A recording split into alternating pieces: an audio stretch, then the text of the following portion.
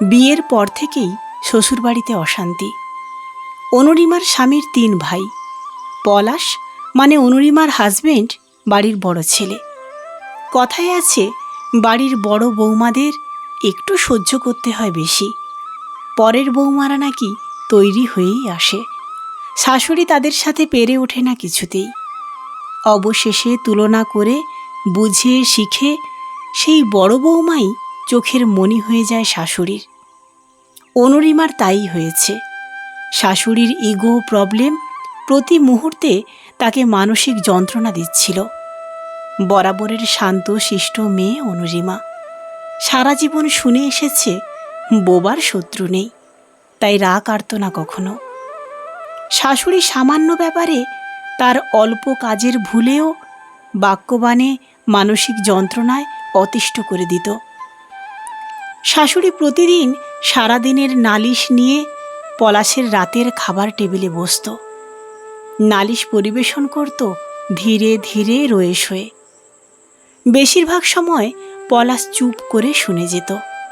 আবার মাঝে মাঝে সারাদিন অফিসের ঝামেলার পরে এইসব ফালতু নালিশে বিরক্ত হয়ে জবাবও দিত। মায়ের পক্ষ নিলে অনুরিমা অভিমান করে সেদিন আর তার কাছে আসত না। আর অনুরিমার পক্ষ নিলে মা কান্নাকাটি শুরু করে পরিবেশ আরও থমথমে করত দক্ষতার সঙ্গে। সেই রেশ পড়ত পরের দিন অনুরিমা আর শ্বশুরের উপরে। তবে অনুরিমার শ্বশুর নিরুত্তর থাকতেন প্রায়। তার কথা বলার জোর তো বিয়ের পরেই হারিয়েছেন। সামান্য ক্লারিক্যাল সেকশনে চাকরি করে সারা জীবন 3 ছেলেকে মানুষ করা আর এই একতলা বাড়ি ছাড়া বিশেষ কিছুই করে উঠতে পারেননি তিনি। সেই নিয়ে গিন্নির অপদার্থ বলে খোঁটা দেবার শেষ নেই। মরমে মরে থাকেন তাই তিনি সারাটা জীবন। তারপর এখন বৌমার সাপোর্টে কথা বললে আর দেখতে হবে না, কুরুক্ষেত্র অবশ্যম্ভাবী। তাই অসহায়ভাবে সব কিছু শোনা ছাড়া তার আর কিচ্ছু করার ছিল না। কারণ অনুরিমার শাশুড়ি বরাবর দাপুটে মহিলা। ছেলের বিয়ে দিয়ে নিজের সব কিছু হাতছাড়া হয়ে যায় বুঝি, সেই চিন্তায় রাতে তার ঘুম হয় না। ঘরের একটা জিনিস তার অনুমতি ছাড়া নড়ানোর উপায় নেই। সারা জীবনটা তো তার সমস্ত যোগ্যতা দক্ষতা এই সংসারটুকুকেই ঘিরে। এ তিনি অন্যের হাতে তুলে দিতে পারবেন না কিছুতেই। তাই প্রতি মুহূর্তে অনুরিমার ছোট খাটো ভুল ধরে প্রমাণ করতে চান সংসারের কাজে তার দক্ষতার পাশে অনুরিমা কত বড় অযোগ্য। অবশেষে বিয়ের 4 বছরের মাথায় শাশুড়ির সাথে অশান্তি চরমে উঠতে একদিন পলাশ স্ত্রী আর বছর আড়াইয়ের ছেলে গবলুকে নিয়ে বেরিয়ে আসে নিজের বাড়ি থেকে। ওঠে ভাড়া বাড়িতে। শ্বশুরমশাই অনেক দিন পরে স্ত্রীকে তিরস্কার করলেও শাশুড়ি মুখ বাঁকায়, বলে কয়দিন, ছেলের অফিসের ভাত, সংসারের কাজ আর ওই দস্যি ছেলেকে একা হাতে সামলাতে পারবে নাকি? 2 দিন পরে ঠিক ফিরে আসবেক্ষণ। কিন্তু শাশুড়ির ধারণা ভ্রান্ত হয়। বাড়ি থেকে বেরিয়ে আসার পরে এই 5 বছরে প্রয়োজনের খাতিরে 3খানা ভাড়া বাড়ি চেঞ্জ করেছে তারা। বারবার টানা হ্যাচড়া করতে করতে কত জিনিসপত্র যে নষ্ট হয়। শখের খাট, আলমারি, ড্রেসিং টেবিল, শোকেসে শতখানেক আঁচড়ের দাগ লাগে।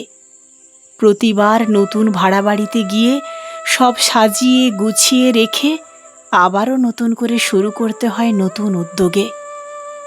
ছোট্ট গবলুর সব থেকে বেশি কষ্ট হয়। প্রতিবার নতুন বাড়িতে গিয়ে নতুন করে বন্ধুত্ব শুরু করে স্থিত হয়ে বসতে না বসতে আবার অন্য ভাড়া বাড়ি পাল্টানোর তাড়া চলে আসে। তবে এই কয় বছরে অবশ্য শাশুড়ি অনেক কান্নাকাটি করেছেন ছেলে বউ আর তার নাতিকে আবার নিজের বাড়িতে নিয়ে যাওয়ার জন্যে। তিনি তার ভুল বুঝতে পেরেছেন। ঝামেলা করার সময় উপলব্ধি করেননি এই ঝামেলার ফলে নাতিকে ছেড়ে সত্যিই থাকতে হবে তাকে এতদিন। তাছাড়া এখন ওই বাড়িতে মেজো আর ছোট ছেলের বিয়ের পরে বউরা এসে নাকি প্রতিদিন প্রমাণ করে ছাড়ে বোবারই শত্রু বেশি, অতএব তারা মাত্রাতিরিক্ত সরব। তাই এখন বড় বৌমা অনুরিমা শাশুড়ির চোখের মণি হয়েছে, কিন্তু পলাশ আর ওই বাড়িতে ফিরতে রাজি নয়। 4 বছরের অশান্তির রেশ সে আর বাড়াতে চায় না। 2 দিন পরে হয়তো ভাই আর তাদের বউদের সাথেও মনোমালিন্য শুরু হবে। তাছাড়া একটা ঘরে অসুবিধাও হচ্ছিল। এরপরে 1 তলার 4 কামরা ঘরের পাশে হয়তো একটা রান্নাঘরকে 3টে ভাগ করতে হবে। সে বড় দৃষ্টিকটু। তার থেকে এই ভালো। এখন অনেক ভালো আছে তারা। তার মা বাবা মাঝে মাঝে আসে এখানে, বিশেষ করে মেজো আর ছোট বৌমার কাছে মুখ ঝামটা খেয়ে কিছুদিন এখন প্রাণের প্রিয় বড় ছেলে বৌমার বাড়িতে কাটিয়ে যান তার মা। এটা হয়েছে যেন তার গোঁসা ঘর। জায়েরা হেসে সেই কথাই বলে অনুরিমাকে। অনুরিমাও হাসে। যাদের সাথে বেশ সদ্ভাব থাকলেও অনুরিমা শাশুড়ি এখানে এলে তার সেবা যত্নের ত্রুটি করে না কখনো। তিনিও আজকাল তাদের কাছে থাকতে বেশি ভালোবাসেন। বাড়ি ফেরার আগে নাতিকে জড়িয়ে ধরে চোখের জল ফেলেন প্রত্যেকবার। এসব দেখে পলাশের দৃঢ় বিশ্বাস হয়েছে কিছু সম্পর্ক দূরে থাকলেই ভালো থাকে। অফিসের কাছে নিজের সামর্থ্য অনুযায়ী একটা তৈরি করা দোতলা বাড়ি পেয়েছে। বাড়ির মালকিনের একমাত্র ছেলে বিদেশে থাকে। মালকিনকেও এতদিন পরে রাজি করাতে পেরেছে সেখানে নিয়ে যাওয়ার জন্যে। তাই পলাশ লোন করলেও প্রায় জলের দামে পেল বাড়িটাকে। তারপর সেটাকে রং করে আরও ঝকঝকে করে তুলল সে।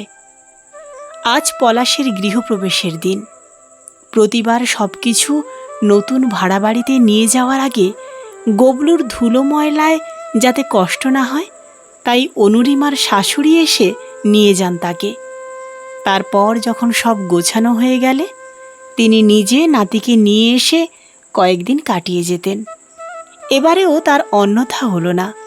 শুধু ছেলের কথায় নাতিকে নিয়ে তিনি অনেক দিন পরে বোনের বাড়ি থেকে কাটিয়ে এলেন কিছুদিন। গৃহপ্রবেশের দিন সকালবেলা গবলুকে নিয়ে অনুরিমার শ্বশুর শাশুড়ি হাজির। বাড়িতে টুকটাক আত্মীয় স্বজন প্রতিবেশী মিলে বেশ জনা 50 লোকজন। একপাশে হোমযজ্ঞ হচ্ছে, পলাশ পুরোহিতের পাশে বসে। অনুরিমা ঘরে সব কিছু তদারকি করতে ব্যস্ত। গুবলাই ঘরগুলো ঘুরে দেখে খুব খুশি হয়েছে। তারপর মায়ের কাছে এসে আঁচল ধরে টেনে জিজ্ঞেস করল, ও মা, এটা কি আমার নিজের বাড়ি? অনুরিমা হেসে উত্তর দিল, হ্যাঁ বাবা, তোমার নিজের।